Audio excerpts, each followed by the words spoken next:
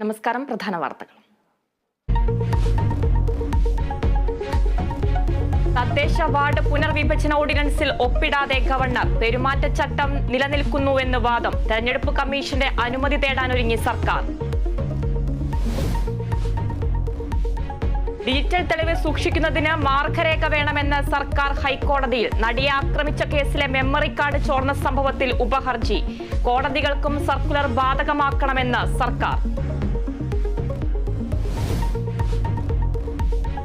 പന്തീരങ്കാവ് നവവധു വധശ്രമ കേസിൽ ഇരയുടെ രഹസ്യമൊഴി രേഖപ്പെടുത്തും. പ്രത്യേക അന്വേഷണ സംഘത്തിന്റെ ഹർജി കോടതിയിൽ. പന്തീരങ്കാവ് സ്റ്റേഷനിലെ പോലീസുകാരുടെ പശ്ചാത്തലം പരിശോധിക്കും. പെരിയാറിൽ മത്സ്യങ്ങൾ ചത്ത സംഭവത്തിൽ കോടികളുടെ നഷ്ടമെന്ന പ്രാഥമിക വിലയിരുത്തൽ. നഷ്ടപരിഹാരത്തിനായി കർഷകർ കോടതിയിലേക്ക്. മലിനീകരണ നിയന്ത്രണ ബോർഡ് ഓഫീസിലേക്ക് മാർച്ച്. ഡെപ്യൂട്ടി കളക്ടർ ഇന്ന് പരിശോധന നടത്തും.